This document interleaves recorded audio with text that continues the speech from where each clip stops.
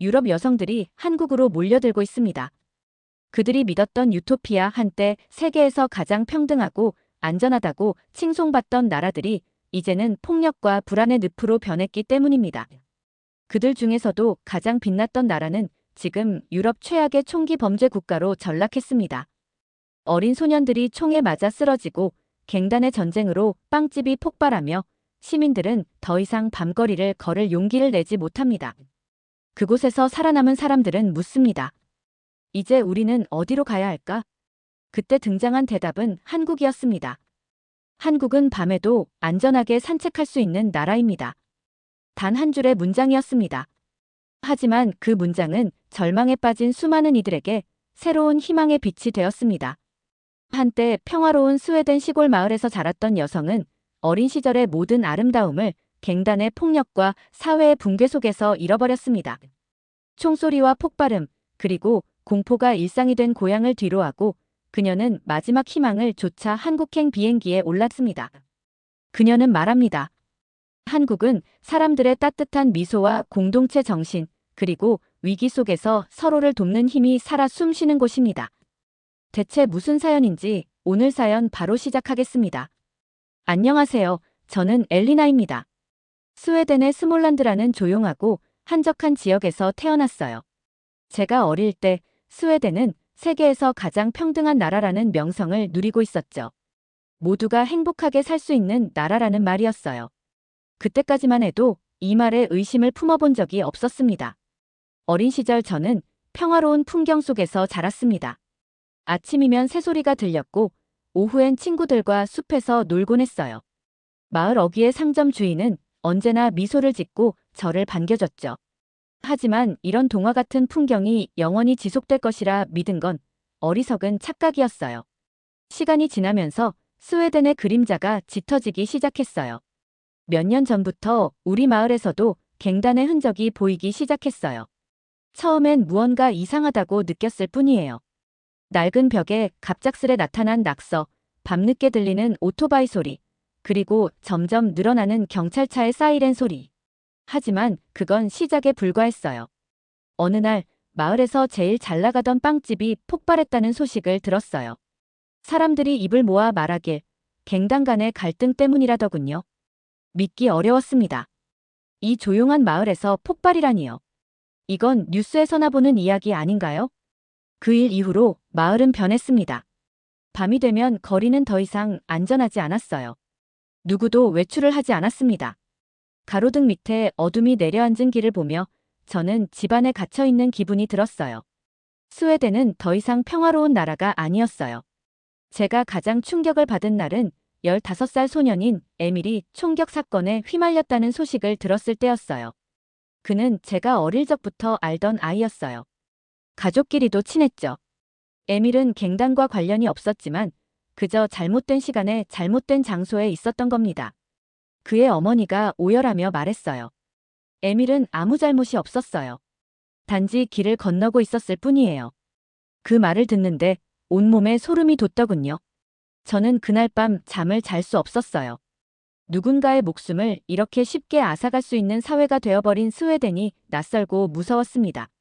그리고 그것은 단지 한 사례에 불과했어요. 뉴스에서는 매일같이 총격 사건과 폭탄 테러 소식이 흘러나왔어요. 스톡홀름이나 말메 같은 대도시뿐 아니라 이제는 작은 마을까지 영향을 받고 있었어요. 주변 사람들이 하나둘 떠나기 시작했어요. 하지만 저는 떠날 결심을 하기까지 많은 시간이 걸렸습니다. 스웨덴은 저의 고향이고 제가 사랑하는 사람들이 있는 곳이니까요. 하지만 갈수록 치안은 나빠지고 사람들 사이의 신뢰는 점점 깨져갔어요. 한 번은 길을 가다가 낯선 사람에게 말을 건넸는데 그는 경계심 가득한 눈으로 저를 쳐다봤어요. 그 순간 깨달았어요. 스웨덴 사람들은 이제 서로를 믿지 않는다는 것을요. 저는 더 이상 이렇게 살 수 없다고 생각했어요. 매일 뉴스에서 들려오는 폭력과 불안에 질려버렸죠. 어딘가에 더 나은 세상이 있을까? 라는 질문이 머릿속을 떠나지 않았습니다. 그러다 어느 날 인터넷에서 우연히 한국에 대한 글을 읽게 됐어요. 그 글에는 이렇게 적혀 있었어요. 한국은 밤에도 안전하게 산책할 수 있는 나라입니다. 그 짧은 문장이 제 마음에 꽂혔습니다. 정말 그런 나라가 있을까요? 저는 믿기 힘들었어요. 하지만 그 의문은 제게 희망을 줬습니다. 그리고 저는 결심했어요. 스웨덴을 떠나 한국이라는 나라를 직접 경험해 보기로요. 한국이라는 나라에 대해 많이 알지 못한 채 서울에 도착했어요. 솔직히 말하면 저는 한국에 대해 막연한 정보들만 가지고 있었어요. 드라마나 케이팝, 그리고 기술 강국이라는 이미지만 떠올랐죠. 하지만 정말 한국이란 나라가 어떤 곳인지 실감한 건 인천공항에 도착하면서부터였어요. 비행기에서 내려 공항 내부로 들어가는 순간 제 시선은 한참 동안 멈춰버렸습니다. 거대한 건물 안은 굉장히 정돈되어 있었고 사람들은 빠르고도 질서 있게 움직이고 있었어요. 이렇게 깨끗하고 효율적인 공항은 처음이야. 라는 말이 절로 나왔습니다. 공항의 직원들은 친절했고 짐도 신속하게 나왔어요. 스웨덴의 공항에서 느꼈던 느릿한 분위기와는 완전히 달랐어요. 공항 철도를 타고 서울 시내로 들어가는 동안 창밖으로 스치는 풍경이 마치 미래 도시처럼 보였습니다. 고층 빌딩들과 반짝이는 불빛들이 가득했어요. 서울의 한복판에 도착했을 때는 완전히 다른 세계에 발을 디딘 것 같았어요. 저는 먼저 숙소로 가기 위해 지하철을 탔어요. 한국 지하철의 첫 인상은 그야말로 충격적이었어요. 플랫폼은 깔끔했고 열차는 빠르고 정시에 도착했어요. 스웨덴의 지하철에서는 이런 경험을 기대할 수 없었죠. 더 놀라운 건 모든 사람들이 각자의 공간을 존중하며 조용히 이동하는 모습이었어요. 누군가의 큰 목소리나 소란스러운 행동을 전혀 볼 수 없었어요. 숙소에 도착한 후 저는 조금 쉬었다가 밤거리를 구경하기로 했어요. 솔직히 말하면 스웨덴에서는 절대 밤에 혼자 외출하지 않아요. 길이 어둡고 위험한 일이 일어날 확률이 높으니까요. 그런데 한국에서는 그런 걱정을 전혀 할 필요가 없었습니다. 저는 한 손에 핸드폰을 들고 서울의 밤거리를 활보했어요. 사람들이 많았지만 복잡하지 않았고 모든 가게와 카페는 늦은 시간까지 활짝 열려 있었어요. 길을 걷다가 출출해져서 작은 편의점에 들어갔어요. 저는 편의점에서 라면을 하나 집어들고 직원에게 물어봤어요. 이거 어디서 먹어요? 직원은 웃으며 가게 한쪽에 작은 식탁을 가리켰어요. 저는 그 자리에서 라면을 먹었어요. 처음 보는 광경이었죠. 스웨덴에서는 편의점에서 음식을 먹는 건 상상도 못할 일이에요. 그런데 한국에서는 이게 너무도 자연스러운 풍경이더군요. 특히 한강공원을 걷던 순간은 제게 더 큰 충격을 줬어요. 밤인데도 가족 단위로 운동하는 사람들, 연인들이 손을 잡고 걷는 모습이 너무도 평화로워 보였어요. 아이들이 어두운 길에서 뛰어노는 걸 보고는 정말 믿기지 않았습니다. 스웨덴에서는 어둠이 내리면 아이들이 밖에 나가는 일은 거의 없어요. 부모들이 아이들을 꼭 집에 두고 지키죠. 그런데 한국은 달랐어요. 그날 밤 숙소로 돌아가는 길에 갑자기 울컥한 감정이 들었어요. 스웨덴에서는 매일 밤 문단속을 하고 혹시라도 무슨 일이 생기지 않을까 걱정하며 살았던 저 자신이 떠올랐죠. 하지만 여기 한국에서는 제가 그런 불안감에서 해방될 수 있었어요. 한국에서 며칠을 보내는 동안 저는 자연스럽게 이 나라의 사회 시스템과 복지 체계에 관심을 가지게 되었어요. 스웨덴은 흔히 복지국가의 대표적인 모델로 알려져 있지만 제가 직접 경험한 한국의 모습은 스웨덴과 다른 방식으로 안정감을 주었어요. 그 차이가 어디서 오는지 궁금해지기 시작했죠. 스웨덴에서 제가 느꼈던 복지의 가장 큰 문제는 효율성의 부재였어요. 제도는 잘 갖춰져 있지만 그 혜택을 누리는 과정이 복잡하고 불투명했죠. 하지만 한국에서는 시민들이 필요한 복지 혜택을 쉽게 접근하고 빠르게 받을 수 있다는 걸 체감했어요. 한국의 병원 시스템이 특히 인상적이었어요. 작은 병원을 찾았는데 대기 시간이 매우 짧았고 치료와 상담 과정이 빠르고 정확했어요. 저에게 약을 처방해주던 의사는 친절하게 치료법을 설명하며 약이 어디에서 만들어졌는지도 알려주었습니다. 스웨덴의 복지는 소득이 낮은 사람들에게 혜택이 집중된 반면 한국은 사회 전체를 안정적으로 유지하는 데 초점을 두는 것처럼 보였어요. 예를 들어 제가 한국에 온 지 얼마 되지 않았을 때 한 뉴스에서 한국의 국민연금 제도와 노인 복지에 대한 내용을 접했어요. 저소득층뿐만 아니라 중산층까지도 안정적인 혜택을 받을 수 있도록 설계되어 있었죠. 스웨덴에서는 복지가 불평등을 줄이는 데에만 초점이 맞춰져 있어 정작 중간층은 과도한 세금 부담을 느끼고 있었거든요. 제가 느낀 또 다른 큰 차이는 소득 분배와 관련된 문화였어요. 스웨덴에서는 상위 10%의 부자들이 점점 더 부유해지고 나머지 90%는 그 격차를 따라잡을 수 없는 구조에 갇혀 있어요. 반면 한국은 모든 사람이 함께 성장하고 발전하려는 분위기가 있었습니다. 사람들은 자신의 몫을 다하면서도 사회를 위해 기여하는 것을 당연하게 여기는 것 같았어요. 하지만 복지의 차이는 정책이나 제도의 문제만은 아니었어요. 한국 사람들의 사고방식도 큰 역할을 한다고 느꼈습니다.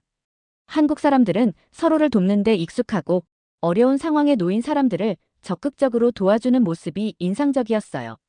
저는 서울의 한 동네에서 사람들이 길거리에 나와 소외된 이웃들을 위해 음식을 나눠주는 장면을 목격했어요. 스웨덴에서는 복지를 국가가 독점하다 보니 개인과 공동체의 참여가 거의 사라졌어요. 그런데 한국에서는 복지와 공동체 정신이 함께 움직이는 걸 보며 저는 한국이 가진 숨겨진 힘을 느낄 수 있었습니다. 또 하나 놀라웠던 점은 한국의 속도와 적응력이었어요. 스웨덴은 정책을 변경하거나 새로운 제도를 도입할 때 시간이 너무 오래 걸려요. 하지만 한국은 위기에 빠르게 대응하는 능력을 가지고 있더군요. 제가 한국에 머물던 기간, 정부가 외국인 관광객을 위한 의료보험 혜택을 확장한다는 뉴스를 보게 되었어요. 결정은 신속했고 실행도 빠르게 이루어졌어요. 한국에서는 복지의 범위가 물질적 혜택에 국한되지 않았어요. 문화와 교육에 대한 지원도 강력했죠. 저는 거리 곳곳에서 다양한 무료 문화 행사를 보며 놀랐습니다. 한 번은 길을 걷다가 우연히 행사에 참여했어요. 사람들이 전통 한복을 입고 다양한 프로그램을 즐기는 모습을 보며 한국 국민의 정체성과 문화를 존중하며 유지하려는 노력이 돋보였어요. 한국에서 지낸 시간이 길어질수록 저는 이 나라가 가진 독특한 매력을 더 깊이 느끼게 되었어요. 그 중에서도 가장 저를 놀라게 했던 건 한국인의 일상 속에 깃든 공동체 정신이었습니다. 어느 날 저는 서울에서 길을 걷다가 길을 잃었어요. 핸드폰 지도가 잘 작동하지 않아서 당황하던 순간 근처에 서 있던 할머니 한 분이 다가오셨어요. 저를 가만히 보시더니 길 잃었어요? 라고 물으셨어요. 저는 고개를 끄덕였죠. 그러자 할머니는 잠시도 망설이지 않고 저를 직접 안내해 주셨어요. 지하철역까지 걸어가는 동안 할머니는 계속 이야기를 걸어오셨어요. 우리 손자도 내 나이쯤 됐어. 너도 내 손주 같네. 길 잃은 애를 두고 갈 순 없지. 그 말에 가슴이 따뜻해졌어요. 스웨덴에서라면 낯선 사람에게 길을 물어보는 것조차 조심스러웠거든요. 도착한 지하철역에서 감사 인사를 드리며 헤어질 준비를 하는데 할머니가 주머니에서 무언가를 꺼내셨어요. 작은 사탕 몇 알을 제 손에 쥐어주시며 길 잘 찾아가고 조심해요라고 하셨습니다. 사탕을 손에 들고 서 있는데 괜히 눈물이 나더군요. 타인에게 이런 따뜻한 친절을 느껴본 지 너무 오래됐다는 사실이 슬펐어요. 이 경험 이후로 저는 한국인의 공동체 의식이 한국 사회 곳곳에 얼마나 깊게 뿌리내리고 있는지 알게 되었어요. 제가 머물던 숙소 근처에 작은 시장이 있었는데 그곳의 분위기가 너무 따뜻했어요. 상인들은 서로 농담을 주고받으며 일했고 손님들에게도 가족처럼 대했어요. 한국에서는 도움이 필요한 사람들에게 적극적으로 손을 내미는 모습이 곳곳에서 보였습니다. 한 번은 카페에서 공부를 하고 있는데 근처에 있던 아이가 넘어졌어요. 그런데 그 아이의 부모뿐만 아니라 근처 사람들이 모두 일어나 아이를 도와주더군요. 이런 장면이 스웨덴에서였다면 아무도 쉽게 나서지 않았을 거예요. 모두들 내 일이 아니다라는 태도가 강하니까요. 한국에서는 그런 개인주의적인 태도를 찾아보기 힘들었어요. 한국에서의 경험은 저를 많이 변화시켰습니다. 타인을 돕는 일이 내가 손해를 보더라도 해야 할 일이라는 생각을 갖게 됐죠. 한국인들의 이런 정신은 한국 사회가 얼마나 건강하게 유지되고 있는지 보여주는 근본적인 이유라고 느껴졌어요. 저는 한국에 오기 전까지 밤이라는 시간에 대해 항상 두려움을 느꼈어요. 스웨덴에서는 어둠이 내리면 불안감이 자연스레 따라왔어요.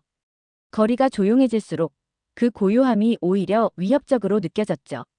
누군가 갑작스럽게 다가올지도 모른다는 공포가 늘 있었거든요. 서울에서 첫날 밤, 저는 한강공원을 산책했어요. 처음엔 조금 망설였습니다. 스웨덴에서라면 밤에 공원을 걷는다는 건 너무도 위험한 일이었으니까요. 그런데 한강공원은 제가 상상했던 것과 완전히 달랐습니다. 공원에는 사람들이 넘쳐났고 그들 모두 자유롭고 평화로운 시간을 보내고 있었어요. 연인들은 손을 잡고 걷고 가족들은 함께 자전거를 타며 웃고 떠드는 모습이 정말 인상적이었어요. 그날 밤 저는 한강을 따라 걷다 문득 스웨덴에서 겪었던 일이 떠올랐어요. 몇 년 전 저는 스톡홀름의 한 공원 근처에서 저녁 모임을 마치고 집으로 돌아가던 중이었어요. 시간이 늦어지면서 길이 점점 어두워졌고 아무도 없는 거리를 걷고 있던 제 뒤에서 발소리가 들리기 시작했어요. 그 소리는 점점 가까워졌고 저는 두려움에 발걸음을 재촉했죠. 다행히도 아무 일도 일어나지 않았지만 그날의 공포는 제게 깊게 남아있어요. 스웨덴에서는 밤이란 이렇게 위험과 불안으로 가득 찬 시간이었어요. 하지만 한국에서는 그런 공포가 없었습니다. 저는 이곳에서 처음으로 밤의 여유로움을 즐길 수 있었어요. 어느 날은 편의점에서 간단히 음식을 사 먹고 혼자서 1시간 넘게 걸었어요. 지나가는 사람들은 모두 저마다의 일상에 집중하며 길을 걸었고 저는 그 속에서 완벽히 안전하다고 느꼈어요. 한 번은 밤늦게 택시를 탔던 경험이 있어요. 스웨덴에서 택시를 탈 때면 항상 경계심을 늦추지 않았어요. 택시 기사가 믿을 수 없는 사람일 수도 있다는 생각이 늘 있었거든요. 하지만 한국에서는 그런 걱정을 할 필요가 없었습니다. 제가 택시를 타고 가는 동안 기사님은 친절하게 목적지까지 안전하게 데려다 주셨어요. 도착한 후에도 늦은 밤이니까 조심하세요라는 따뜻한 말을 건네셨죠. 저는 그 순간 감동을 받았어요. 스웨덴에서는 택시를 타는 일이 두려움의 연속이었는데 한국에서는 그 자체가 또 다른 안전함의 상징처럼 느껴졌어요. 또 다른 날, 저는 친구들과 저녁 식사를 하고 숙소로 돌아가던 중이었어요. 밤이 깊었지만 거리에는 여전히 사람들이 많았어요. 어린 여성들이 혼자 걸어가는 모습을 보고는 정말 놀랐습니다. 스웨덴에서는 밤에 혼자 다니는 여성을 거의 볼 수 없어요. 한 번은 친구가 밤에 공원 근처를 혼자 걷다니 목숨이 2개라도 부족하겠어라며 농담을 했던 기억이 납니다. 한국에서의 경험은 저를 안심시켜준 것을 넘어 스웨덴에서 왜 이런 안전함을 잃게 되었는지를 고민하게 만들었어요. 스웨덴의 증가하는 불평등, 치안 정책의 무능함, 그리고 사람들 간의 신뢰 상실. 이 모든 요소들이 결합돼 밤이라는 시간을 두려움으로 가득 채운 거죠. 한국에서 생활하면서 가장 놀랍고 감동적이었던 것이 한국의 문화적 보존과 현대적 발전의 조화였어요. 스웨덴은 다양성과 다문화를 받아들인 결과 전통적인 문화가 많이 희석되었어요. 그로 인해 스웨덴의 정체성이 무엇인지조차 모호해졌죠. 하지만 한국은 전통과 현대를 한 공간에서 공존시키는데 성공한 나라처럼 보였어요. 제가 처음 한옥마을을 방문했을 때의 충격은 아직도 잊을 수 없어요. 서울의 현대적인 고층 빌딩들 사이에 자리 잡은 이 전통적인 공간은 마치 시간 여행을 하는 듯한 기분을 주었어요.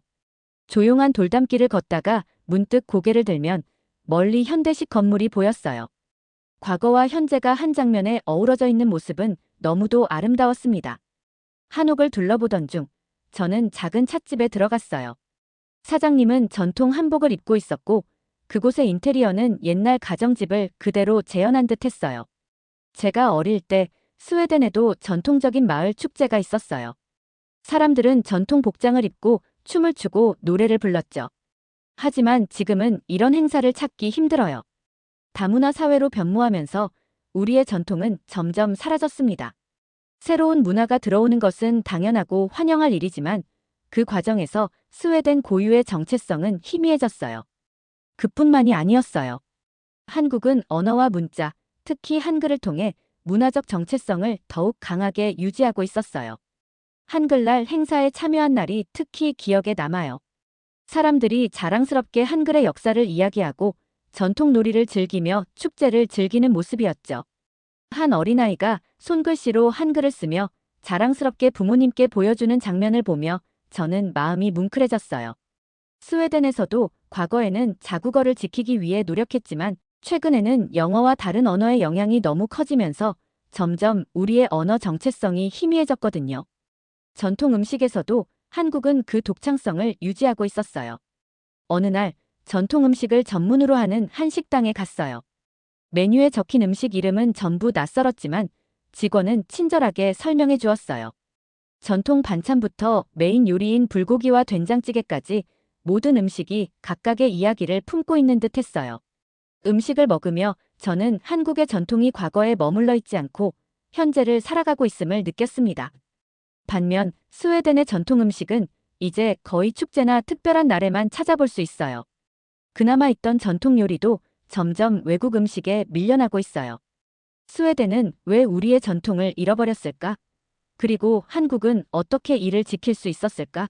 그 답은 정책이나 제도의 문제가 아니라 사람들의 마음속에 자리 잡은 문화적 자부심 때문이라는 결론에 이르렀어요. 한국인들은 전통을 사랑하고 그것을 다음 세대에게 물려주는 데에 진심이었어요. 제가 한국에서 느낀 가장 큰 감동은 위기의 순간에 나타나는 사람들의 연대와 도움의 손길이었어요. 이 나라 사람들은 남의 일이라고 외면하지 않았고 모두가 힘을 모아 문제를 해결하는 데 주저하지 않았습니다. 그런 모습을 직접 경험한 날이 있었죠. 그날 저는 서울의 번화가에서 쇼핑을 마치고 숙소로 돌아가던 중이었어요. 지하철을 타기 위해 계단을 내려가고 있는데 갑자기 제 앞에 있던 중년 남성이 비틀거리며 쓰러졌어요. 너무 당황한 나머지 저는 얼어붙어 그저 남자를 바라볼 수밖에 없었어요. 하지만 주변 사람들의 반응은 완전히 달랐습니다. 남자가 쓰러진 지 몇 초도 되지 않아 주변 사람들이 움직이기 시작했어요. 어떤 이는 즉시 119에 전화를 걸었고 다른 이는 남자의 머리를 받쳐들며 안정을 취하게 했어요. 젊은 여성 한 명은 자신의 가방에서 물병을 꺼내 남자의 입술에 물을 묻혀주었어요. 모두가 자신의 역할을 찾아 움직이고 있었어요. 그 모습에 저는 그저 놀랍고 경이로울 뿐이었어요. 제가 정신을 차리고 다가가 보니 한 중년 여성은 남자의 손목을 잡고 맥박을 확인하고 있었어요. 그녀는 주변 사람들에게 침착하게 말했어요. 맥박은 괜찮아요. 하지만 구급차가 오기 전까지 계속 안정시켜야 해요. 그 순간 저는 깨달았어요. 이들은 호기심으로 구경하는 것이 아니라 실제로 문제를 해결하기 위해 적극적으로 나서고 있다는 걸요. 구급차가 도착할 때까지 약 10분이 걸렸어요. 그 시간 동안 모두가 협력하여 상황을 관리했어요. 구급대원이 도착하자마자 사람들이 남자를 들것에 옮길 수 있도록 도왔고 한 중년 남성은 구급대원에게 상세히 상황을 설명했습니다. 갑자기 쓰러졌는데 맥박은 일정했어요. 하지만 숨소리가 약간 불규칙했어요. 그는 모든 과정을 정확히 설명하며 도움을 줬어요. 이 모든 과정은 너무나 체계적이고 질서정연하게 진행되었죠. 저는 그 순간 이 나라 사람들이 위기 상황에서 얼마나 침착하고 협력적인지 깨달았어요. 스웨덴에서라면 어땠을까요? 사람들이 이렇게 빨리 반응했을까요? 솔직히 말하자면 저는 아니라고 생각해요. 스웨덴에서는 사람들이 대부분 남의 일에 개입하기를 꺼려해요. 그저 지나치거나 구경만 할 뿐이죠. 심지어 긴급 상황에서도 누구 한 명 나서지 않아 시간이 지체되는 경우가 많았어요. 스웨덴에서 제가 겪었던 한 경험이 떠올랐어요. 몇 년 전 한 노인이 길거리에서 미끄러져 넘어졌을 때의 일이었어요. 그때 주변에 많은 사람이 있었지만 누구도 선뜻 나서지 않았어요. 사람들이 멀찍이 떨어져 서로를 바라보기만 했죠. 결국 한참 후에야 한 청년이 노인에게 다가가 도움을 주었어요. 반면 한국에서는 사람들이 즉각적으로 반응하고 자신의 역할을 찾는 모습이 인상 깊었어요. 저는 그날 사건 이후로도 계속 한국인들의 도움과 연대 정신을 목격했어요. 버스를 타고 가던 중이었어요. 할머니 한 분이 가방을 놓고 내린 것을 발견한 젊은 남성이 즉시 기사님께 알리더군요. 기사님은 차를 세우고 그 가방을 할머니께 돌려주기 위해 급히 조치를 취했어요. 제가 정말 놀랐던 건 이 모든 상황이 너무도 자연스럽게 이루어졌다는 점이었어요. 마치 모두가 당연히 해야 할 일을 하고 있다는 듯이요. 한국에서 사람들은 서로를 돕는 것을 의무가 아니라 자연스러운 삶의 일부로 받아들이는 것 같았어요. 이곳에서는 나의 일이 아니라고 외면하지 않고 어려운 상황에 처한 사람에게 먼저 손을 내미는 것이 너무도 당연하게 여겨졌어요. 제가 한국에서 보낸 시간은 제 인생의 새로운 전환점이 되었습니다. 처음 이곳에 왔을 때 저는 스웨덴과 다른 나라를 경험하고 싶었을 뿐이었어요. 하지만 이 나라에서의 시간은 그저 여행의 일부가 아니라 제가 잃어버렸던 것을 되찾게 해주는 과정이었어요. 그리고 그 과정에서 저는 스웨덴과 한국의 차이를 통해 많은 것을 깨닫게 되었죠. 한국에 오기 전까지 저는 스웨덴의 문제에 대해 종종 불평하곤 했어요. 불평등이 점점 심화되고 치안은 나빠지며 사람들 간의 신뢰가 깨져가는 현실에 지쳤죠. 하지만 한국에서의 경험은 단순히 스웨덴의 문제를 더 비관적으로 보게 한 것이 아니라 우리가 잃어버린 것들을 되찾을 수 있는 가능성을 보게 해줬어요. 한국은 저에게 희망을 보여줬습니다. 어느 날 저는 서울의 한 작은 도서관을 방문했어요. 그곳에서 우연히 한국 현대사를 다룬 책을 읽게 되었어요. 그 책에는 한국이 겪었던 어려움과 이를 극복해낸 이야기가 담겨 있었어요.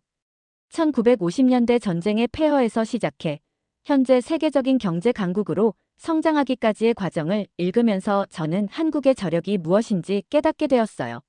그 비결은 정부의 정책이나 경제적 발전만이 아니었어요. 한국 사람들이 함께 나아가기 위해 서로를 돕고 믿었던 마음이 가장 큰 원동력이었어요. 스웨덴에서는 점점 사라져가고 있는 공동체 정신을 한국에서는 일상 속에서 경험할 수 있었습니다. 길거리에서 서로를 돕는 모습, 공공장소에서의 배려, 그리고 위기의 순간에 발휘되는 협력까지. 한국에서 저는 사람이 사람답게 살기 위해 필요한 것이 무엇인지 배울 수 있었어요. 저는 한국에서 많은 것을 배웠고 잃어버렸던 희망을 되찾았습니다. 하지만 한국에서 경험한 가장 놀랍고 아름다운 일은 예상치 못하게 사랑을 만난 것이었어요. 저는 그 사랑이 제 삶의 마지막 조각을 완성해 주었다고 생각해요. 그날은 서울의 한 카페에서 책을 읽고 있던 평범한 오후였어요. 저는 한국의 전통과 현대를 비교하는 책을 읽으며 메모를 하고 있었는데 옆 테이블에 앉아있던 한 남자가 저에게 말을 걸었어요. 그는 제게 다소 서툰 영어로 혹시 여기에서 길을 찾는 외국인인가요? 뭔가 열심히 적고 계셔서요라고 물었어요. 저는 웃으며 답했죠. 아니에요. 저는 한국에 대해 공부하고 있어요. 이 나라가 너무 매력적이어서요. 그가 미소를 지으며 고개를 끄덕였어요. 한국의 매력을 느낀다니 제가 고맙네요. 그의 말은 다정하면서도 따뜻했어요. 그의 이름은 희성이었어요. 저는 처음에 친절한 한국인이라고 생각했어요. 그는 자신의 삶과 한국의 문화, 그리고 현대 한국 사회가 가진 고민에 대해 솔직히 이야기했어요. 저는 그와 대화를 나누며 한국을 더 깊이 이해할 수 있었습니다. 희성은 어렸을 때부터 부모님이 운영하시던 작은 가게를 돕다가 지금은 IT 회사에서 일하고 있는 평범한 직장인이었어요. 그는 스스로를 평범하다고 말했지만 그의 사고방식과 사람들을 대하는 태도는 절대 평범하지 않았어요. 그는 한국의 문화와 현대적인 삶 사이에서 균형을 찾으려 노력하고 있었어요. 우리 부모님 세대는 공동체를 중시했지만 우리 세대는 개인적인 성공도 중요시해요. 저는 그 중간에서 두 가지를 조화롭게 하고 싶어요라고 말하는 그의 목소리에는 진심이 담겨 있었습니다. 우리는 그날 대화로만 몇 시간을 보냈고 그 후로 자주 만났어요. 그는 저를 한국의 다양한 곳으로 데려가 주었어요. 서울의 복잡한 거리뿐 아니라 조용한 한옥마을, 그리고 제가 몰랐던 작은 전통시장까지도요. 희성과 함께하는 시간은 그저 한국 문화를 배우는 것을 넘어 이곳에서의 삶이 얼마나 풍요로울 수 있는지를 보여줬습니다. 한 번은 희성이 저를 그의 가족이 계신 고향으로 데려가 주었어요. 그곳은 작은 도시였지만 따뜻한 사람들과 아름다운 풍경이 가득했어요. 그의 부모님은 저를 반갑게 맞아주셨고 저에게 한국의 전통 음식을 만들어주셨어요. 저는 식탁에서 함께 웃고 이야기하며 한국이 사랑과 배려가 가득한 곳이라는 걸 새삼 깨달았어요. 희성과의 시간은 제게 여행 중에 특별한 추억이 아니었어요. 그는 저에게 한국이 가진 따뜻함과 아름다움을 한 사람의 모습으로 보여주었어요. 동시에 그는 제게 제가 몰랐던 제 자신의 모습을 찾을 기회를 주었습니다. 저는 희성과 함께하면서 여기서 오래 머물고 싶다는 생각을 하게 되었어요. 어느 날 밤, 우리는 한강을 걷고 있었어요. 바람이 선선했고 서울의 야경이 너무 아름다웠죠. 희성은 갑자기 걸음을 멈추더니 제게 말했어요. 엘리나, 한국에 대해 많은 걸 배우러 왔다고 했잖아요. 그런데 이제 내가 궁금해요. 한국 말고 당신은 어떤 사람인지 알고 싶어요. 그 말에 제 심장은 뛰기 시작했어요. 그 순간 희성이 제가 믿고 의지하고 싶은 사람이라는 걸 깨달았습니다. 그날 이후로 우리의 관계는 더 특별해졌어요. 저는 한국에서의 시간 동안 새로운 문화를 경험하고 희망을 찾았을 뿐 아니라 제 삶을 함께 나눌 사람을 찾았어요. 희성은 제게 안정감과 따뜻함을 주었고 제가 스웨덴에서 잃어버렸던 것들을 되찾게 해주는 존재가 되었어요. 이제 저는 남은 인생을 한국에 머물기로 결심했습니다. 이곳에서 희성과 함께 새로운 미래를 만들어가고 싶어요. 물론 스웨덴에 있는 가족과 친구들을 그리워할 때도 있겠지만 저는 한국에서의 삶이 제게 훨씬 더 큰 의미를 준다고 믿어요. 두 번째 사연 시작합니다. 일본은 이미 높은 기술 수준을 증명했습니다. 그런데 왜 일본이 아닌 한국을 선택한 걸까요? 라며 의문을 품은 연구원이 있습니다. 그의 동료들은 아마 외교적인 선택이거나 비용 때문일 수도 있어. 한국은 이런 프로젝트에 저비용으로 참여하니까. 라며 한국이 일본보다 뛰어나다는 것을 인정하지 않고 있습니다. 하지만 이 대답은 그에게 충분히 설득력 있게 다가오지 않았습니다. 무엇인가 더 깊은 이유가 있을 것만 같았죠. 결국 그는 직접 한국을 방문하기로 결심합니다. 그는 한국 방문 이후 이렇게 주장했습니다. 한국은 더 이상 경쟁자가 아니었습니다. 그들은 우리가 배워야 할 스승이었습니다. 대체 무슨 사연인지 오늘 사연 바로 시작하겠습니다. 안녕하세요. 저는 미즈시로 유키노조라고 합니다. 일본 도쿄대학에서 핵융합 에너지 연구를 전공하고 지금은 일본의 자랑스러운 프로젝트 중 하나인 JT60SA에서 연구원으로 일하고 있죠. 제 경력은 꽤 화려합니다. 아이터 프로젝트에도 참여한 바 있고 일본이 이 분야에서 아시아의 최강국이라고 자부하며 살아왔습니다. 핵융합 기술은 단순히 학문적 도전이 아니라 인류의 미래를 바꿀 꿈의 에너지를 현실로 만드는 일입니다. 저는 그 중심에 일본이 있다고 믿고 있었어요. 일본의 과학과 기술은 늘 앞서 있었고 이 분야에서도 예외가 아니라고 생각했으니까요. 사실 한국이나 중국 같은 다른 아시아 국가들의 참여를 볼 때마다 약간의 우월감을 느꼈던 것도 사실입니다. 저 나라들이 따라오려면 아직 멀었다는 생각이 제 머릿속을 지배했거든요. 그런데 영국에서 나온 발표는 저를 깜짝 놀라게 했습니다. 영국 정부가 스텝 프로젝트라는 독자적인 핵융합 발전소 건설 계획을 발표한 것입니다. 기존의 아이터 프로젝트보다 10년 이상 빠르게 상용화를 이루겠다는 계획이었죠. 이 소식은 일본 과학계에 큰 충격을 주었습니다. 일본은 이미 아이터에서 선도적인 역할을 맡고 있었기 때문에 영국이 독자적으로 더 빠른 일정을 목표로 한다는 소식은 우리에게 약간의 긴장감을 불러일으켰습니다. 하지만 저를 더욱 당황스럽게 만든 것은 영국의 기술 협력 파트너로 한국이 선택되었다는 점이었어요. 서울대학교의 초전도 응용연구센터와 영국 원자력청이 스텝 프로젝트에 협력한다고 발표했을 때 저는 한동안 믿을 수 없었습니다. 한국이요? 한국이 일본을 제치고 영국과 협력한다고요? 그 순간 제 머릿속에 떠오른 것은 아이터에서 함께 일했던 한국 연구진들이었습니다. 솔직히 그들에 대해 좋은 기억이 많지 않았습니다. 그들이 잘못해서가 아니라 그저 우리 일본 연구진이 항상 그들보다 한 발 앞서 있었기 때문입니다. 스텝 프로젝트는 아이터와는 다르게 실제로 상업적 핵융합 발전을 목표로 하는 야심찬 계획입니다. 이 프로젝트에서 초전도 자석과 같은 핵심 기술은 필수적인 요소인데 한국이 그 기술을 제공한다고 했죠.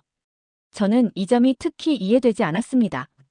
일본은 이미 JT60SA를 통해 초전도 기술의 높은 수준을 증명했는데 왜 영국은 일본이 아닌 한국을 선택한 걸까요? 저는 동료들과 함께 이 문제를 논의했지만 돌아오는 대답은 대부분 제 불편한 마음을 달래주려는 말뿐이었습니다. 아마 외교적인 선택일 거야. 영국과 한국이 요즘 가깝잖아.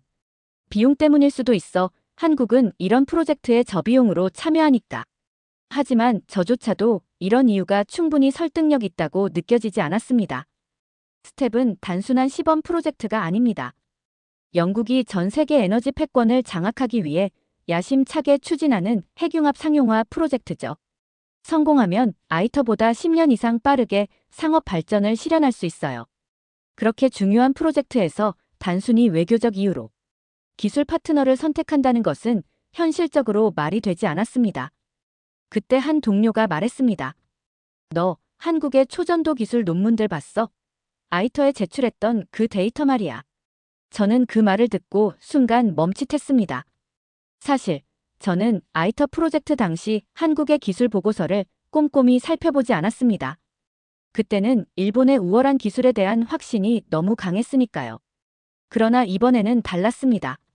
저는 한국 연구진이 작성한 논문과 발표 자료를 꺼내 들었습니다.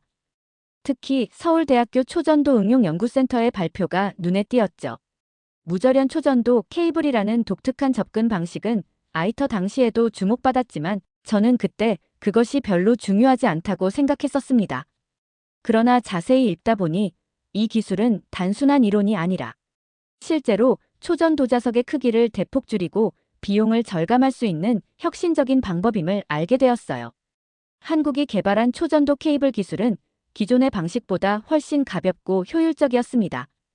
특히 지구 자기장의 90만 배에 달하는 강력한 직류 자기장을 만들어낼 수 있는 가능성을 열었다는 점이 인상적이었죠. 논문에서 그들은 실험 데이터를 투명하게 공개하며 기술의 한계와 개선 가능성까지 솔직히 분석하고 있었습니다. 저는 연구 보고서의 정밀함과 실용적 접근 방식에 경악했어요. 그동안 제가 한국 기술을 단순히 일본의 하위 기술로 치부했던 것이 얼마나 어리석었는지 깨닫기 시작했습니다. 하지만 여전히 믿기 어려웠어요.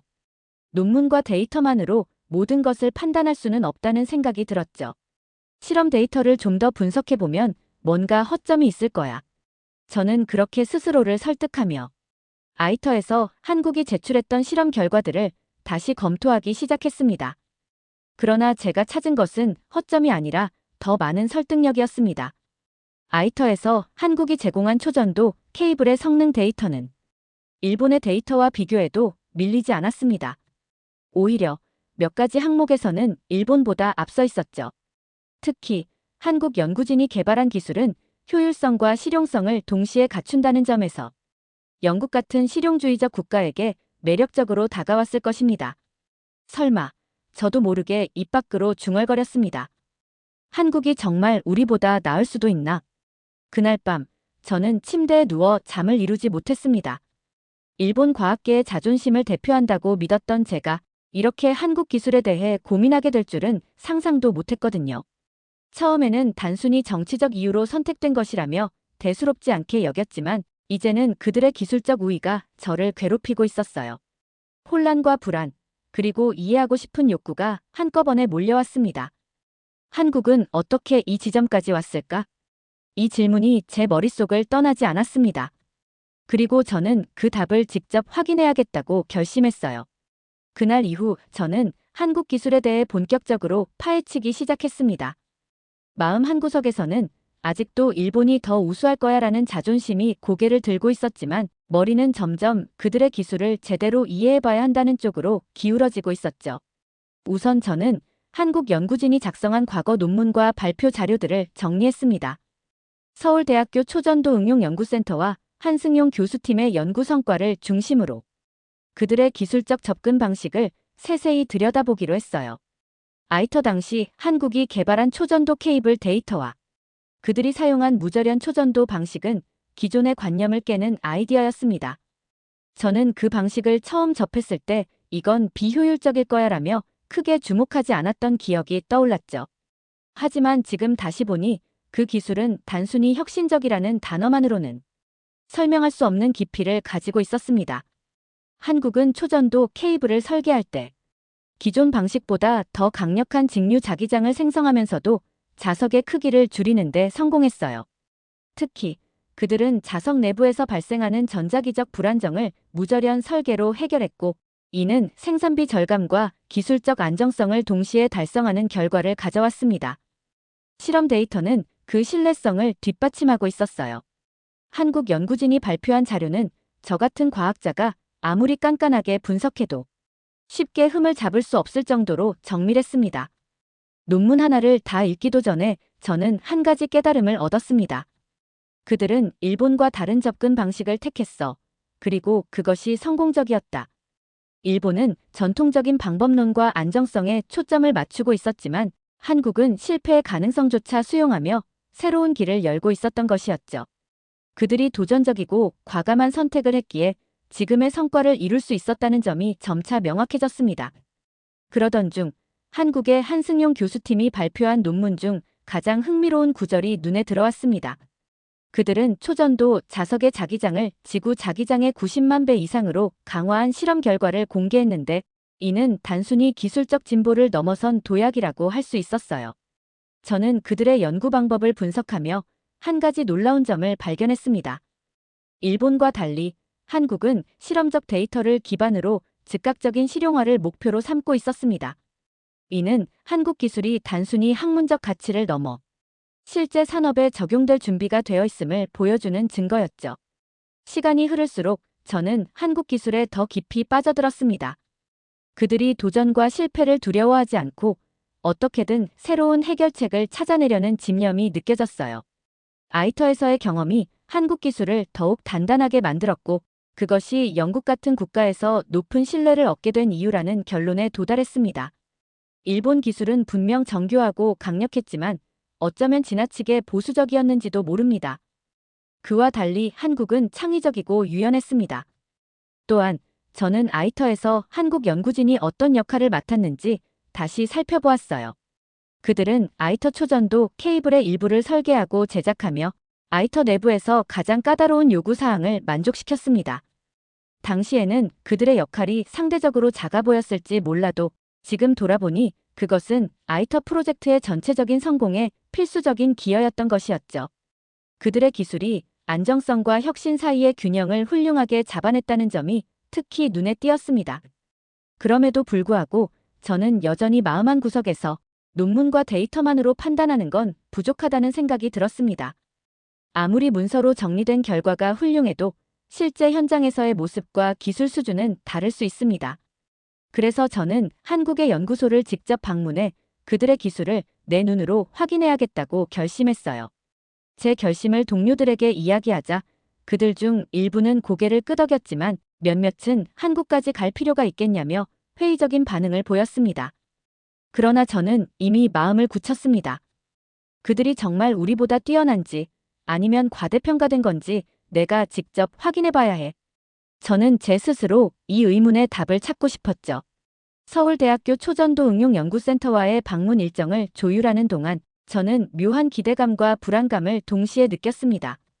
제 마음속에서는 그들이 아무리 데이터를 잘 만들었다 해도 일본을 뛰어넘는 기술을 보여주지는 못할 것이다라는 자존심이 작용하고 있었어요.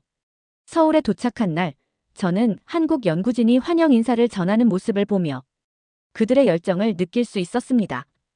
한국의 연구소는 놀랍게도 최첨단 장비들로 가득했어요. 그들은 마치 무언가를 증명이라도 하겠다는 듯 저를 위해 철저히 준비한 상태였습니다. 센터를 둘러보는 동안 한 연구원이 개발 중인 초전도 케이블을 제게 보여주었습니다. 케이블은 3m급으로 스텝 프로젝트의 초기 테스트를 위해 제작된 것이라고 했습니다. 이 케이블은 기존의 설계 방식을 버리고 무저령 구조로 설계되었습니다. 직류 자기장의 강도를 극대화하면서 동시에 생산 비용을 줄이는데 성공했죠. 그의 말은 간결했지만 기술적 자신감이 느껴졌습니다. 저는 케이블을 만지며 데이터로만 접했던 그 기술의 실체를 눈앞에서 확인하고 있다는 사실에 묘한 전율을 느꼈습니다. 연구진은 실제로 테스트 중인 초전도 자석 실험실로 저를 안내했습니다. 이곳에서는 지구 자기장의 수십만 배에 달하는 강도를 가진 자기장을 생성하는 실험이 한창 진행 중이었죠.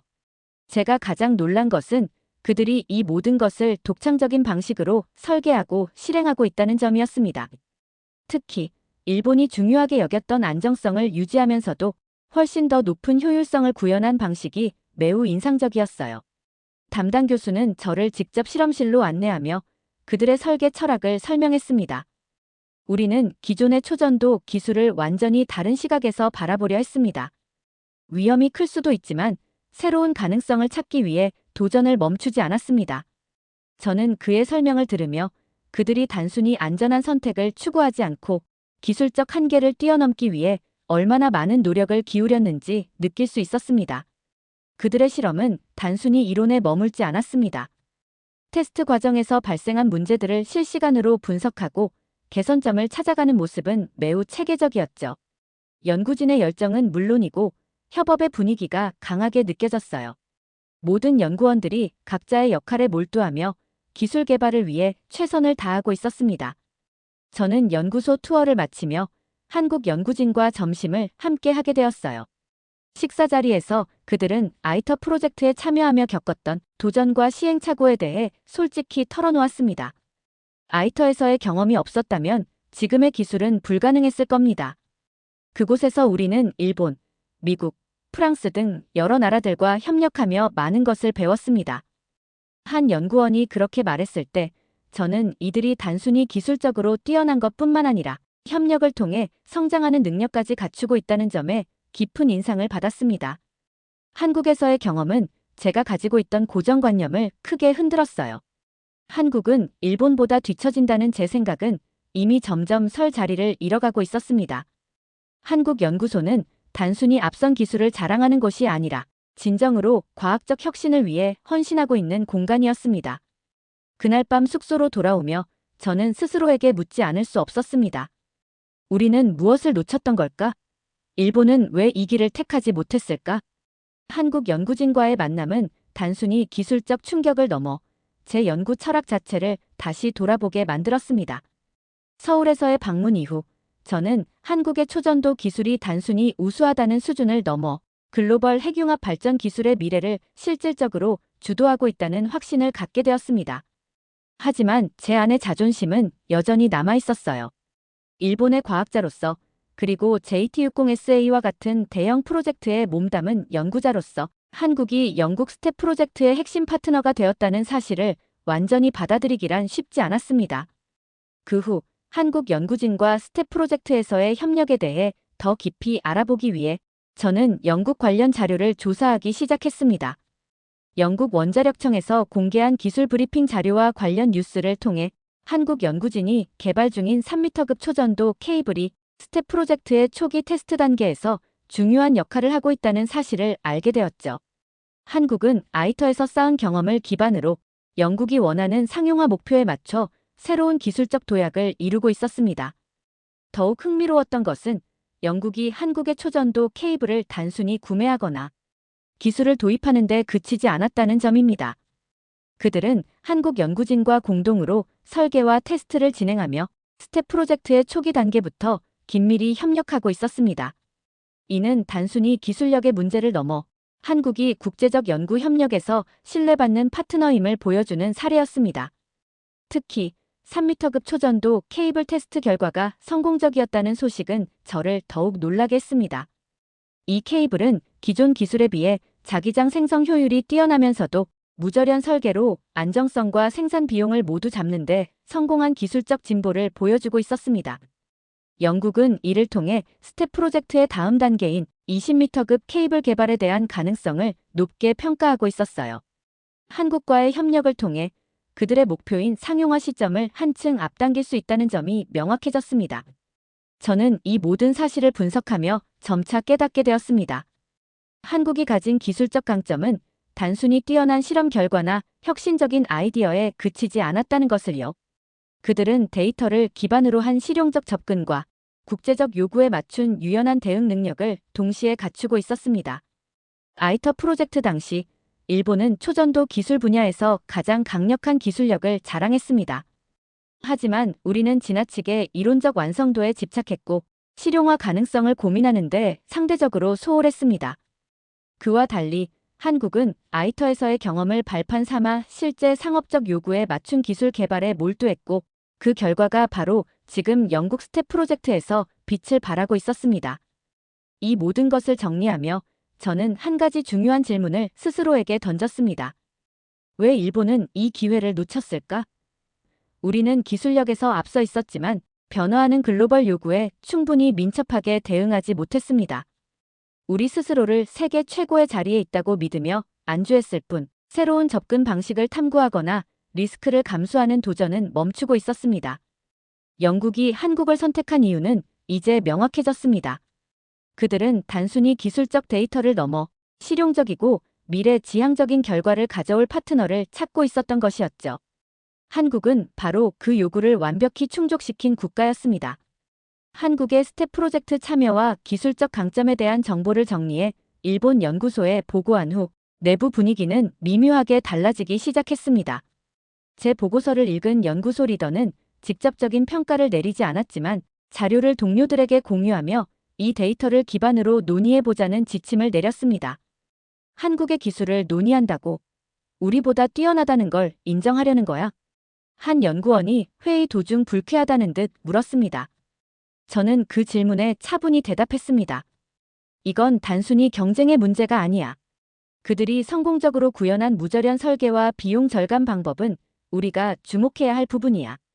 하지만 이런 논리적인 설명도 모든 동료들에게 받아들여지지는 않았습니다. 몇몇은 여전히 그들의 방식은 안정성보다 효율성에 치우친 위험한 접근일 뿐이다라며 반박했습니다. 이는 한국 기술에 대한 인정보다 일본의 기존 방식을 옹호하려는 심리가 강하게 작용한 결과였습니다. 이 과정에서 제가 가장 큰 변화를 느낀 것은 젊은 연구원들 사이에서 한국 기술에 대한 관심이 점차 높아지고 있다는 점이었어요. 한 신입 연구원이 이렇게 말했습니다. 저는 한국 연구진의 논문들을 읽어봤어요. 특히 초전도 케이블 설계에서 기존의 한계를 넘은 점이 정말 놀랍더라고요. 우리가 그 데이터를 좀 더 깊이 분석해보면 좋겠어요. 이런 의견은 연구소 내부의 태도를 조금씩 변화시키기 시작했습니다. 리더는 내부적으로 데이터 분석팀을 구성하자는 제안을 승인했습니다. 이 팀은 한국의 논문과 프로젝트 데이터를 면밀히 검토하고 일본 기술과의 차이를 분석하는 작업을 맡았습니다. 이는 보수적인 연구원들조차 반대할 명분이 없는 제안이었기 때문에 비교적 원활하게 진행될 수 있었습니다. 데이터 분석이 진행되면서 연구소 내부에서도 흥미로운 반응이 나타나기 시작했습니다. 특히 스텝 프로젝트에서 한국의 무절연 설계가 기존 방식과 비교해 얼마나 혁신적이었는지가 점점 명확해졌습니다. 초전도 케이블의 자기장 효율과 생산 비용에서 한국의 데이터는 일본의 기존 설계를 능가하고 있었습니다. 이 방식은 단순히 새로운 시도가 아니라 실질적인 상용화를 목표로 한 접근이야. 데이터 분석팀의 결과를 발표하는 자리에서 한 연구원이 그렇게 말했습니다.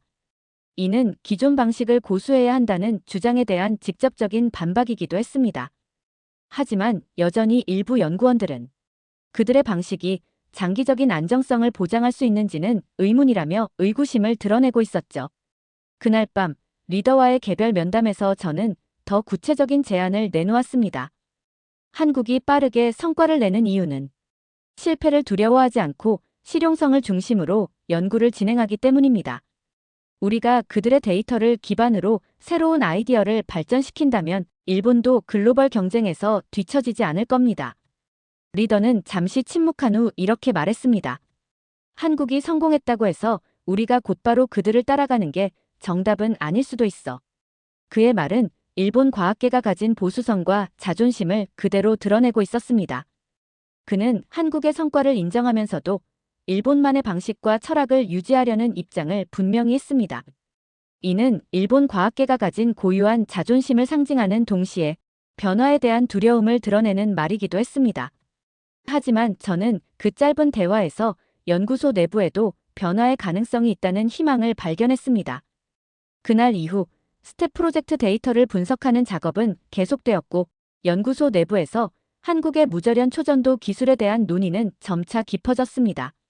데이터 분석팀은 한국의 기술 강점뿐 아니라 그들의 접근 방식을 일본 기술과 비교하는 작업도 병행했습니다. 분석 결과는 점점 더 분명해졌습니다. 한국은 단순히 기존 기술을 개량하는 수준을 넘어 새로운 설계 철학을 바탕으로 기술의 상용화 가능성을 앞당기고 있었습니다. 하지만 보수적인 연구원들 사이에서는 여전히 우리가 한국의 방식을 따라야 하느냐는 논쟁이 이어졌습니다. 그들의 방식은 실험적일 수 있지만 안정성과 지속 가능성을 생각하면 우리의 접근이 더 낫다. 한 선임 연구원의 말은 일본 과학계의 깊은 고정관념을 상징했습니다. 저는 그들의 의견을 반박하지 않았습니다. 대신 한국의 데이터가 단순히 실험적 성공이 아니라 실제 상용화 단계로 나아갈 가능성을 보여준다는 점을 강조했습니다. 한국은 실패를 두려워하지 않고 그 과정을 통해 배운 교훈을 기반으로 기술을 발전시키고 있습니다. 우리는 안정성을 우선시하지만 그 때문에 혁신의 기회를 놓친 건 아닌지 돌아볼 필요가 있습니다. 저는 회의 도중 이렇게 말하며 한국과 일본의 차이를 냉정하게 분석했습니다. 이 논의는 연구소 내의 세대 간 갈등을 부각시키기도 했습니다. 젊은 연구원들은 한국의 기술력을 더 깊이 연구해야 한다는 의견을 강하게 내세웠습니다. 그들은 우리가 한국과 협력한다면 기술 개발 속도를 더 빠르게 높일 수 있다고 주장했습니다. 반면 선임 연구원들은 우리가 한국을 배우는 듯한 모습은 일본의 위상을 떨어뜨릴 수 있다며 부정적인 태도를 보였습니다. 리더는 이 상황을 조율하기 위해 한 가지 제안을 내놓았습니다. 일단 한국과의 직접적인 협력을 논하기 전에 스텝 데이터를 기반으로 우리의 기술을 발전시킬 방법을 모색해보자. 동시에 한국이 어떻게 실패를 극복하며 성장했는지 사례를 분석해 우리의 연구 철학에 적용할 수 있을지 고민하자. 그의 제안은 일본 과학계가 가진 현실적인 접근 방식과 변화의 필요성 사이에서의 균형을 상징했습니다. 연구소는 이에 따라 스텝 데이터를 심화 분석하고 이를 기반으로 일본 고유의 방식으로 초전도 기술을 개선할 방안을 찾기 시작했습니다. 하지만 저는 이것만으로는 충분하지 않다고 느꼈습니다. 우리는 한국과의 협력을 진지하게 고려해야만 했습니다. 스텝 프로젝트에서 한국이 만들어낸 성과는 단순히 기술적 우위가 아니라 글로벌 협력과 상업적 요구를 완벽히 이해한 결과물이었기 때문입니다. 우리는 그들과 협력하지 않고는 이 흐름에 뒤처질 수밖에 없었습니다. 얼마 지나지 않아 연구소 내에서 한국 연구진과의 비공식적인 교류를 시도하자는 제안이 나왔습니다. 이는 단순히 기술 분석에 그치는 것이 아니라 한국의 연구 환경과 협력 방식에서 우리가 배울 점을 직접 확인하자는 취지였죠. 이 제안은 젊은 연구원들을 중심으로 빠르게 지지를 얻었고 리더도 이를 승인했습니다. 저는 그제야 희망을 느꼈습니다. 일본 과학계의 보수성과 자존심은 여전히 견고했지만 변화의 필요성을 인정하고 작은 한 걸음을 내디딘 것은 분명 의미 있는 시작이었습니다. 저는 이 과정을 통해 과학자로서 중요한 교훈을 배웠습니다. 기술적 우위를 지키는 것도 중요하지만 그보다 더 중요한 것은 실패를 두려워하지 않고 변화에 적응하는 능력입니다. 한국은 이를 통해 스텝 프로젝트에서 성과를 냈고 세계적으로 인정받는 기술 강국으로 자리 잡았습니다. 이제 일본도 변화해야 할 때입니다. 한국과의 협력을 당장 시작하지는 않더라도 그들이 걸어온 길에서 우리가 배울 점은 분명히 있습니다. 저는 이 작은 변화의 시작이 일본 과학계를 더 나은 방향으로 이끄는 첫걸음이 될 것이라고 믿습니다. 그리고 그 변화를 위해 저는 제자리에서 할 수 있는 모든 일을 할 것입니다. 한국은 이제 우리의 경쟁자가 아니라 우리가 배워야 할 스승이 될 수 있습니다. 그 사실을 받아들이는 순간 일본도 새로운 도약을 준비할 수 있을 것이라 생각합니다. 오늘 사연이 재미있으셨다면 구독과 좋아요, 알림 설정까지 부탁드립니다. 더 재미있는 사연으로 돌아오겠습니다. 이상 감동탐험이었습니다.